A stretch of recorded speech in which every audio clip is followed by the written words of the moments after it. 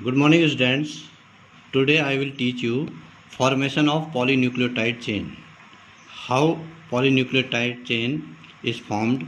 आज हम पढ़ेंगे पॉलीन्यूक्लियोटाइड श्रृंखला का निर्माण किस प्रकार से होता है। इससे पहले हमने देखा कि जो डीएनए होता है, डीएनए में पहले न्यूक्लियोसाइड का निर्माण होता है, एक बेस, एक नाइट्रोजन बेस और पेंटोस शुगर के मिलने से। उसके बाद न्यूक्लियोटाइड का निर्माण होता है, एक नाइट्रोजन बेस, पेंटोस शुगर और फॉस्फोरिक एसिड। जब तीन चीज़ें मिलती है तो न्यूक्लियोटाइड का निर्माण होता है और डीएनए में 4 प्रकार के न्यूक्लियोटाइड बनते हैं। ये जो 4 प्रकार के न्यूक्लियोटाइड होते हैं, इनका निर्माण कोशिका के अंदर असंख्य मात्रा में होता है। और उसके बाद इसमें जो न्यूक्लियोटाइड होता है, पहला न्यूक्लियोटाइड दूसरे न्यूक्लियोटाइड में जो इनका जो जुड़ने का जो क्रम होता है, पहले न्यूक्लियोटाइड की जो डीऑक्सीराइबोज पेंटोस शुगर है, उसका 5th कार्बन, 5वां जो कार्बन होता है, वो दूसरे जो न्यूक्लियोटाइड होता है दूसरा, उसकी पेंटोस शर्करा के 3rd कार्बन से जो है वो इस प्रकार से जुड़ता है, उससे फॉस्फेट से जुड़ता है और इस प्रकार से उनके बीच में जो है फॉस्फोडाइस्टर बॉन्ड बनते हैं। अब होता क्या है, 2 न्यूक्लियोटाइड जब आपस में जुड़ जाते हैं तो डाई न्यूक्लियोटाइड बनाते हैं, और जब 2 से अधिक न्यूक्लियोटाइड, कई न्यूक्लियोटाइड एक साथ जुड़ जाते हैं तो वो बनाते हैं पॉलीन्यूक्लियोटाइड श्रृंखला। और इनका जो जुड़ने वाला जो बंध होता है वो 5-3 होता है या 3-5 होता है, और उस बंध को बोला जाता है फॉस्फोडाइस्टर बॉन्ड। इस प्रकार से पेंटोस शुगर जो डीऑक्सीराइबोज शुगर होती है, उसका जो स्ट्रक्चर होता है इस प्रकार से होता है। इसमें 5 कार्बन होते हैं। 1st कार्बन यहाँ पे होता है, ये इस जगह पे। 2nd कार्बन यहाँ पे होता है, 3rd कार्बन यहाँ पे होता है, और ये 4th कार्बन होता है यहाँ पे, और 5वां कार्बन ये होता है। जब फॉस्फोरिक अम्ल से ये जुड़ता है तो इसका OH टूट जाता है और फॉस्फोरिक अम्ल का H जुड़ता है और फिर ये H2O बनाता है। इससे H2O रिलीज हो जाता है और इसके बीच में फॉस्फोरिक एसिड और पेंटोस शर्करा के बीच में फॉस्फोडाइस्टर बॉन्ड बन जाता है। इसी प्रकार से नीचे वाले फॉस्फोरिक अम्ल से, ऊपर वाले फॉस्फोरिक अम्ल से 5वां और नीचे वाले फॉस्फोरिक अम्ल से 3रा जो कार्बन होता है पेंटोस का, उसका OH ब्रेक होता है और उस फॉस्फोरिक अम्ल के H से वो जुड़ता है और उसमें भी H2O पानी का एक अणु बनता है और वो रिलीज होता है। और उसके बाद इनके बीच में फॉस्फोडाइस्टर बॉन्ड बन जाता है। इस प्रकार से अगर हम देखें न्यूक्लियोटाइड, पॉलीन्यूक्लियोटाइड की अगर हम श्रृंखला देखें, ये वाली अगर श्रृंखला देखें, ये साइटोसिन और पेंटोस शुगर, ये इसमें फॉस्फोरिक अम्ल दोनों तरफ, ये इसके 3rd एंड पे है, ये इसके 5 एंड पे है। इस प्रकार से जो है दूसरा एक न्यूक्लियोटाइड ये है, एक न्यूक्लियोटाइड ये है ग्वानिन और शर्करा के साथ, ये एडेनिन और शर्करा, थाइमिन और शुगर, और साइटोसिन और शुगर, ये जो है न्यूक्लियोटाइड है। ये न्यूक्लियोटाइड आपस में फॉस्फोरिक अम्ल शुगर जो है, दोनों ऊपर के और नीचे के जो शुगर होता है, इसका 5 एंड और इसका 3rd एंड आपस में फॉस्फोरिक एसिड से जुड़ते हैं। इसका 5 एंड और इसका 3rd एंड फॉस्फोरिक अम्ल से जुड़ते हैं। इसका 5 एंड 3rd एंड फॉस्फोरिक, इसका 5, इसका 3rd जो है फॉस्फोरिक एसिड से जुड़ते हैं।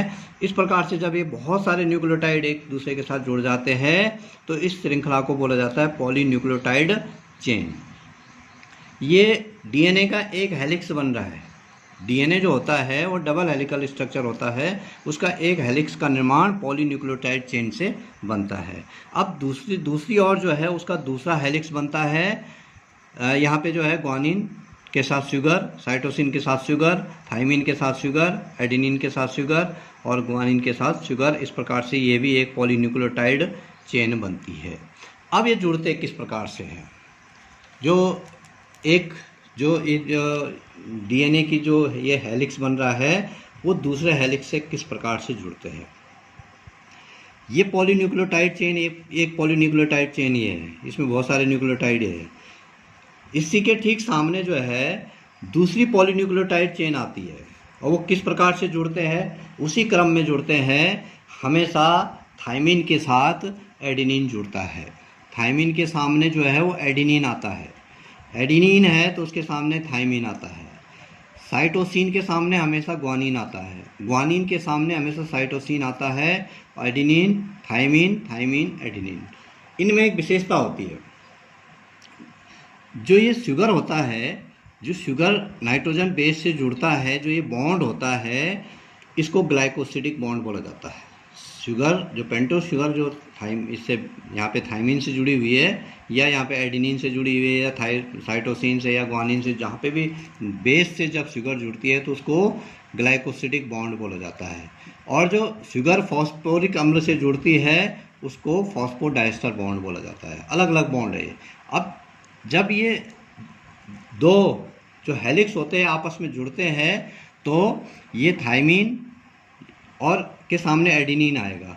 इनके बीच जो बॉन्डिंग होती है वो डबल हाइड्रोजन बॉन्ड होते हैं। हमेशा थायमीन और एडिनिन के बीच में डबल बॉन्डिंग होती है, दो दो हाइड्रोजन के बॉन्ड बनते हैं। इसी प्रकार से यहाँ पे एडिनिन और थायमीन के बीच में डबल बॉन्ड। ग्वानिन और साइटोसिन के बीच में हमेशा साइटोसिन के सामने ग्वानिन आएगा हमेशा, या ग्वानिन के सामने हमेशा साइटोसिन आएगा।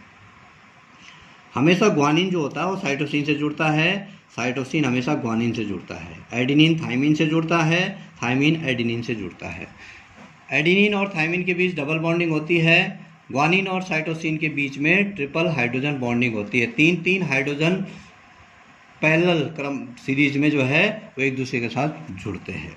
अब यहाँ पे देखो, ये अगर हम इसकी बात करें, ये 3 to 5 एंड है। इसका मतलब है इसका नीचे वाला थर्ड कार्बन के साथ जुड़ता है, ऊपर वाला फिफ्थ कार्बन के साथ जुड़ता है, और ये लास्ट सबसे नीचे वाला थर्ड कार्बन है और सबसे ऊपर वाला 5 कार्बन है।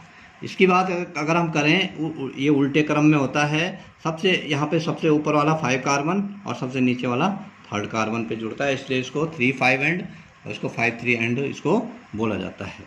इस प्रकार से ये डीएनए का मॉलिक्यूलर स्ट्रक्चर इसको बोला जाता है। ये जो स्ट्रक्चर बन रहा है ये डीएनए का मॉलिक्यूलर स्ट्रक्चर बन रहा है। 2 हेलिक्स बन गए, एक हेलिक्स ये वाला बन गया, एक हेलिक्स ये बन गया। Polynucleotide chain, polynucleotide chain. अब जो ये पॉलीन्यूक्लियोटाइड श्रृंखलाएँ होती है, इनमें जो न्यूक्लियोटाइड जुड़ते हैं, न्यूक्लियोटाइड का जो क्रम होता है उसमें हमेशा विभिन्नताएँ पाई जाती है।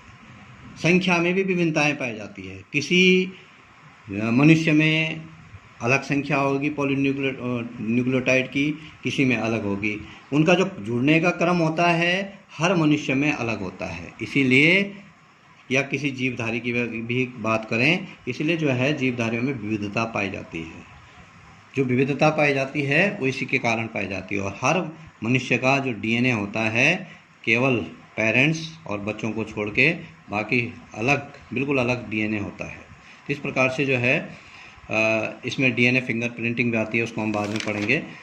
अब केमिकल फॉर्म में जो है किस प्रकार से ये जुड़ता है आपस में, अगर हम केमिकल फॉर्म की बात करें तो कैसे ये जुड़ता है। यहाँ पर देखिए, सबसे नीचे यहाँ से शुरुआत करते हैं। ये पेंटोस शुगर है, डीऑक्सीराइबोस शुगर है। इसका ये फर्स्ट कार्बन है, second carbon, third carbon, fourth carbon और ये फिफ्थ कार्बन है। यहाँ पे क्या होता है, ये एडिनिन जो है ये फॉस्फोडाइस्टर बॉन्ड से एक नाइट्रोजन बेस इससे जुड़ गया पेंटोस शुगर से। इससे जो है थायमीन जुड़ गया, 2 हाइड्रोजन बॉन्ड, ये एक हाइड्रोजन दूसरा हाइड्रोजन, डबल बॉन्डिंग से जो है ये एडिनिन थायमीन के साथ जुड़ गया। अब यहाँ पे जो है सेम वही कंडीशन आ गई। यहाँ पर जो है अगर यहाँ पे इसका जो कार्बन जुड़ा, यहाँ पे भी जो है ये इसका बीच में जो है फिर शुगर के बीच में फॉस्फोडाइस्टर बॉन्ड बन जाता है। इस एंड की अगर हम बात करें तो इसका जो 5वां कार्बन है वो फॉस्फोरिक एसिड KH के साथ जो है इसका OH जुड़ता है, यहाँ पे वाटर रिलीज होता है। इस प्रकार से इसका 5 जो है फॉस्फोरिक एसिड से जुड़ता है। फिर ऊपर वाले का जो ऊपर वाली पॉलीन्यूक्लियोटाइड चेन चलती है, इसका ऊपर का 5 वाला जुड़ा तो ऊपर वाले का नीचे का थर्ड वाला जुड़ेगा। इसका थर्ड कार्बन जो है फॉस्फोरिक एसिड से जुड़ता है। फिर इधर साइटोसिन, इधर ग्वानिन, 3 हाइड्रोजन, साइटोसिन और जो ग्वानिन है वो 3 हाइड्रोजन बॉन्ड से जुड़े हुए हैं। उसके बाद यहाँ पे जो है वही ग्लाइकोसिडिक बॉन्ड बनता है ग्वानिन जो नाइट्रोजन बेस होता है उसके बीच और डीऑक्सीराइबोस शुगर के बीच में। और फिर ये जो है यहाँ पे फॉस्फोरिक अम्ल से जुड़ा हुआ है, नीचे वाला भी और ऊपर वाला भी दोनों। इसका जो फिफ्थ एंड जुड़ा हुआ है, इसका थर्ड एंड जुड़ा हुआ है। तो इस प्रकार से जो है ये एक, इधर अगर फिफ्थ एंड जुड़ता है तो इधर थर्ड एंड जुड़ता है, इधर अगर थर्ड एंड जुड़ रहा है तो इसका जो है फिफ्थ एंड जुड़ेगा।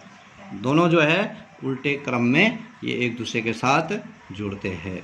तो ये जो केमिकल स्ट्रक्चर है डीएनए का वो यहीं पर समाप्त होता है। कल हम पढ़ेंगे double helical structure of DNA. Thank you.